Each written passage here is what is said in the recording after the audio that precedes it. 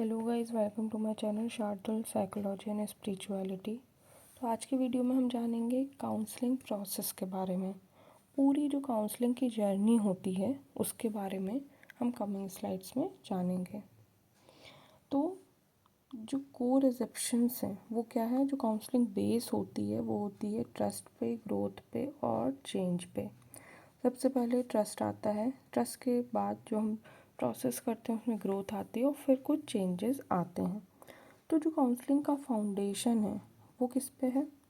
इस बिलीफ पे कि हर इंसान के अंदर एक कैपेसिटी होती है खुद को डेवलप करने की, खुद के अंदर एक सकारात्मक चेंजेस लाने की, है ना, पॉजिटिव चेंजेस लाने की।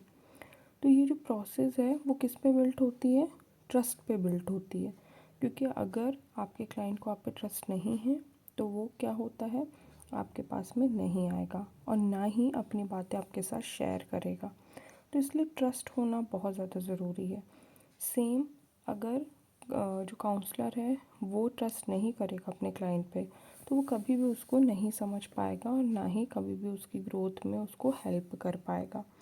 दोनों के बीच में कोलैबोरेट रिलेशनशिप होना बहुत ज़रूरी है। कोलैबोरेशन एक दूसरे के साथ में बहुत ज़रूरी है। अगर एक दूसरे का सहयोग नहीं करेंगे तो काउंसलर भी कुछ नहीं कर पाएगा और क्लाइंट में भी कोई सुधार नहीं आ पाएगा।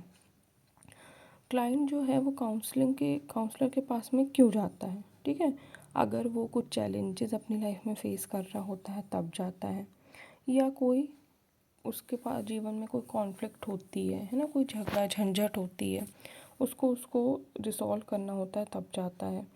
अपने अंदर की कोई पोटेंशियल है उसको डेवलप करना होता है, मान लो किसी चीज़ में वीक है, कमज़ोर है ना, उसको लोगों से डर लगता है, या उसकी फैमिली में कोई ऐसी सिचुएशन है जिसकी वजह से वो आगे नहीं बढ़ पा रहा है, या उसकी लाइफ में पीयर प्रेशर, सोशल प्रेशर है, इसलिए वो काउंसलर के पास जाता है इस बिलीव के साथ कि क्लाइंट क्या करेगा, उसके जीवन में एक चेंज लेकर आएगा, उसको जो उसका एम है उसकी तरफ उसको बढ़ने में मदद करेगा। इसलिए कोई भी इंसान काउंसलर के पास में जाता है। तो यही जो है मेन चीज़ है जिसकी वजह से काउंसलर और क्लाइंट का रिश्ता बनता है। अभी जो क्लाइंट और काउंसलर रहता है वो आपस में एक थेरेपेटिक रिलेशंस बनाते हैं, कनेक्शन बनाते हैं। इसका क्या मतलब है? जैसा कि हमने बात की, इसको कैरेक्टराइज किया जाता है रिस्पेक्ट, ट्रस्ट, एम्पैथी, ऑथेंटिसिटी में। ठीक है, मतलब पहली बात तो दिखावा नहीं होना चाहिए। कोई भी काउंसलर हो गया या क्लाइंट हो गया, दोनों आपस में जेन्युइन होना चाहिए। ऐसा नहीं कि क्लाइंट दिखावा कर रहा है कि हम तो ऐसा कुछ भी फेक रहा है। मतलब अगर वो जेन्युइनली अपनी समस्या को नहीं बताएगा तो उसको कभी भी उसकी प्रॉब्लम का सॉल्यूशन नहीं मिलेगा, या फिर वो कभी भी डेवलपमेंट की तरफ नहीं बढ़ पाएगा, ग्रोथ की तरफ नहीं बढ़ पाएगा। ठीक है, और अगर मान लो काउंसलर है वो अगर जेन्युइन नहीं रहेगा, है ना, वो ज़्यादा दिखावा करेगा तो वो अपने क्लाइंट की मदद कभी नहीं कर पाएगा, ना ही ट्रस्ट बिल्ड होगा। एम्पैथी होने हमने अभी बात की, एम्पैथी होना बहुत ज़्यादा ज़रूरी है। जब भी थोड़ी सी जो सामने वाले के प्रति संवेदनात्मक प्रवृत्ति रहेगी अगर काउंसलर की, तभी वो अपने क्लाइंट को अच्छी तरह से समझ सकेगा, तभी उसकी भावनाओं को जान सकेगा, है ना। उसके प्रति और रिस्पेक्ट करना एक दूसरे की बहुत ज़्यादा ज़रूरी है, चाहे क्लाइंट की काउंसलर के प्रति रिस्पेक्ट की भावना हो या फिर क्लाइंट के प्रति काउंसलर के रिस्पेक्ट की भावना हो। दोनों आपस में सकारात्मक रूप से जुड़े होने चाहिए, दोनों को एक दूसरे की रिस्पेक्ट करना चाहिए, इज़्ज़त करना चाहिए, तभी जो है एक अच्छा कनेक्शन बिल्ड हो सकता है। और ट्रस्ट तो मतलब इसका बेस ही है। अगर ट्रस्ट नहीं होगा किसी भी रिलेशन में तो वो आगे नहीं बढ़ सकता। ऐसे ही जो ऐसे ही जो काउंसलर होता है, काउंसलर और क्लाइंट होता है, उनके बीच आपस में जो है वो एक ट्रस्ट का रिलेशन होना ही चाहिए। अगर क्लाइंट ऐसा होगा जो झूठ बोलता होगा या फिर फेंकता होगा या फिर जेन्युइन नहीं होगा तो कभी भी काउंसलर उस पर ट्रस्ट नहीं कर पाएगा। ट्रस्ट ही नहीं होगा तो उसकी प्रॉब्लम का कोई सलूशन नहीं मिल पाएगा या उसकी ग्रोथ में उसकी कोई मदद नहीं कर पाएगा। अगर काउंसलर ऐसा होगा जो ट्रस्टवर्दी नहीं होगा तो क्लाइंट तो आएगा ही नहीं, पहली बात है ना ही वो अपनी कोई भी बातें शेयर करेगा। इसलिए ट्रस्ट होना बहुत ज़्यादा ज़रूरी है। जब भी काउंसलर और क्लाइंट आपस में एक काम करते तो वो एक टीम की तरह काम करते हैं। वो एक दूसरे के लिए एक ऐसा एनवायरनमेंट क्रिएट करते हैं जहाँ वो कंफर्टेबली बैठकर बात कर सकें, एक ट्रस्ट का एनवायरनमेंट क्रिएट करते हैं।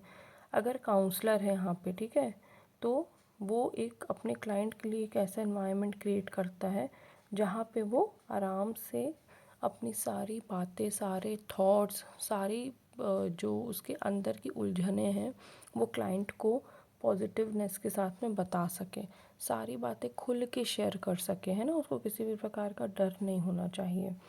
और जो क्लाइंट है, जो काउंसलर है, उसको भी एक एक्टिव लिसनर होना चाहिए। एक्टिव लिसनिंग के साथ में सुनना चाहिए, समझना चाहिए, उसके वर्बल नॉन वर्बल दोनों कम्युनिकेशन को सुनना चाहिए। एक अच्छे काउंसलर की यही पहचान होती है कि वो नॉन वर्बल कम्युनिकेशन को भी समझ जाए। नॉन वर्बल कम्युनिकेशन क्या होता है उसको हम डिटेल में देखेंगे। वैसे जो फेशियल एक्सप्रेशंस हैं, जो बॉडी के साथ हम हरकतें करते हैं, जेस्चर बोलते हैं जिसको, उन सबको नॉन वर्बल कम्युनिकेशन कहते हैं, ठीक है। तो इसी के कारण अगर एक दूसरे का सहयोग करते हैं तो क्या होता है, क्लाइंट जो है उसको सेल्फ अवेयरनेस में मदद मिलती है, उसको अपना पैटर्न आइडेंटिफाई करने में मदद मिलती है, जीवन में ग्रोथ और पॉजिटिव चेंजेस आते हैं। अभी अगर हम देखें कि इफ़ेक्टिव काउंसलिंग के कौन से इफ़ेक्टिव काउंसलिंग के अगर प्रिंसिपल क्या क्या है, तो सबसे पहला एक्टिव लिसनिंग है। क्योंकि अगर एक्टिव लिसनिंग नहीं होगी तो कोई भी जो काउंसलर है वो एक अच्छा इफ़ेक्टिव काउंसलर नहीं बन सकता। एक्टिव लिसनिंग का क्या मतलब होता है, केवल सुनना नहीं है, समझने के लिए सुनना है। ऐसा नहीं कि एक कान से सुना दूसरे कान से निकाल दिया। आपको एक ओपन एंडेड क्वेश्चन पूछना है, कन्वर्सेशन में और डीप जाना है, जो आपका क्लाइंट है उससे और बातें निकलवानी है। कभी कभी क्या होता है, वो ऊपर ऊपर की बातें बताता है, अपने का अच्छा ठीक है चलो कुछ नहीं होता, तो वो क्या है बाकी की बातें बताएगा ही नहीं, एक्चुअल प्रॉब्लम आपको कभी पता ही नहीं चलेगी। इसलिए एक्टिव लिसनिंग करना बहुत ज़रूरी है। बातें करते समय आई कांटेक्ट रखना, यहाँ वहाँ ना देखना, ये सारी चीज़ें एक्टिव लिसनिंग में आती हैं। Counsellor strive to understand the client emotional world and experience, है ना। अभी जैसे हमने बात की कि क्लाइंट की जो भावना है उसको समझना बहुत ज़्यादा ज़रूरी होती है किसी भी काउंसलर के लिए। एक एम्पैथेटिक काउंसलर होना बहुत ज़्यादा ज़रूरी रहती है। उसके क्या इमोशंस हैं, वो किस इमोशंस के बारे में बात कर रहा है। हो सकता है कि क्लाइंट जिस बारे में बोल रहा हो वो आपको इतना इम्पॉर्टेंट ना लगे, लेकिन हो सकता है वो चीज़ें क्लाइंट के लिए बहुत ज़्यादा इम्पॉर्टेंट हो, वो उस चीज़ से बहुत ज़्यादा इमोशनली कनेक्ट हो। तो इसलिए आपका उस चीज़ को समझना बहुत ज़्यादा ज़रूरी हो जाता है। जो काउंसलर है जेंटली जो लिमिटिंग बिलीव्स और बिहेवियर्स हैं क्लाइंट के, उसको धीरे धीरे चैलेंज करता है। मान लो अगर आपका क्लाइंट कह रहा है कि नहीं वो कोई भी बहुत बड़ा काम नहीं कर पाता है, यानी कि मान लो कोई एक स्टूडेंट ही आपके पास आ गया, ठीक है, और वो अगर बोल रहा है कि नहीं मैं फ़र्स्ट नहीं आ सकता, क्यों नहीं। सबसे पहले तो आप ये जानने की कोशिश करो कि उसके दिमाग में ये पैटर्न कैसे डेवलप हुआ, ये बिलीफ कैसे डेवलप हुआ। उसके बाद धीरे धीरे एक स्मॉल स्मॉल स्टेप लेके कि चलो क्लास टेस्ट में फ़र्स्ट आना या अच्छा परफॉर्म करना। जैसे पहले अगर आपके 60 मार्क्स आते हैं तब 70 मार्क्स लाना, 80 मार्क्स, तो ऐसे धीरे धीरे करके क्लाइंट को पुश करना पॉजिटिव चेंजेस की तरफ और न्यू पॉसिबिलिटीज़ की तरफ। ये किसका काम होता है, ये काउंसलर का ही काम होता है। अभी अगर हम बात करें कि मेन प्रोसेस होती क्या है, मतलब स्टार्ट से लेकर ए से लेकर जेड तक, ठीक है। तो काउंसलिंग के प्रोसेस क्या होती है, तो काउंसलिंग के सबसे पहला तो होता है, बहुत सारी स्टेजेस होती है, ठीक है।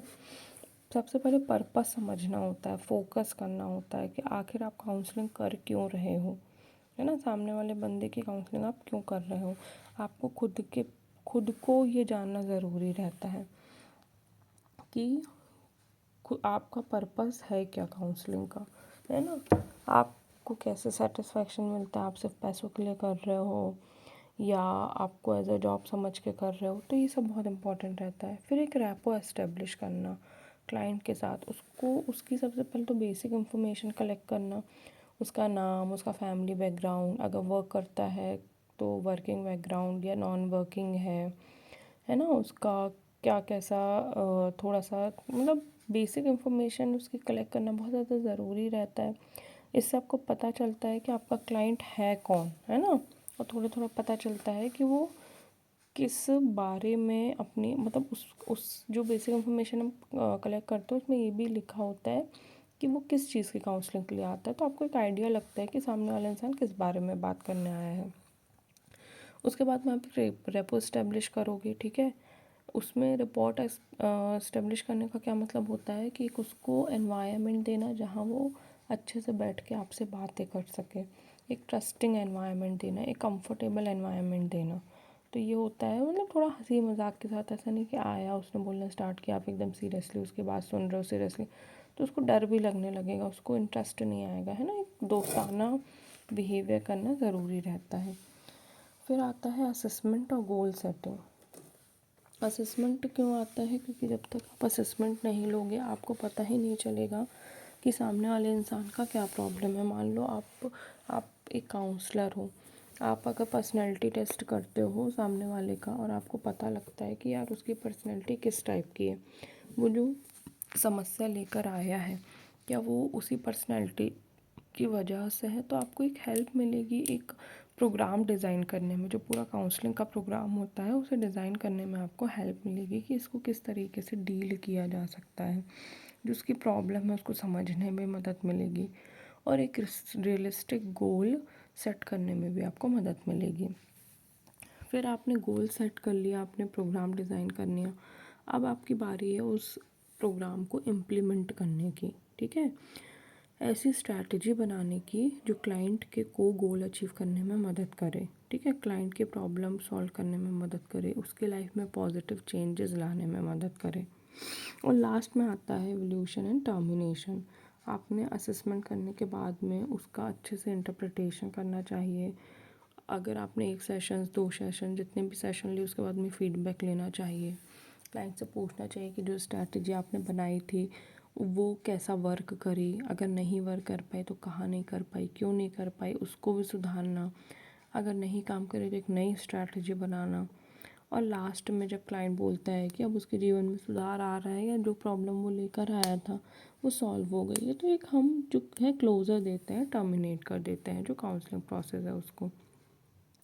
बहुत सारी जो काउंसलिंग की प्रैक्टिसेस होती हैं, ठीक है, बहुत सारी ऐसी फील्ड्स हैं जहाँ काउंसलर होते हैं। जैसे वो होता है मेंटल हेल्थ काउंसलर, ठीक है। मेंटल हेल्थ अभी बहुत मतलब एसेंशियल हो गई है आज के टाइम पे। तो इमोशनल हो गई, चाहे बिहेवियरल हो गई, ठीक है। क्लाइंट को एंजाइटी, डिप्रेशन, इस टाइप की समस्याओं से डील करने के लिए एक मेंटल हेल्थ काउंसलर की ज़रूरत पड़ती है। तो एक फील्ड है जहाँ पे काउंसलिंग की जा सकती है। फिर होती है मैरिज और फैमिली काउंसलिंग। अभी के टाइम पे बहुत ज़्यादा दिक्कतें आ रही है मैरिजेज़ में।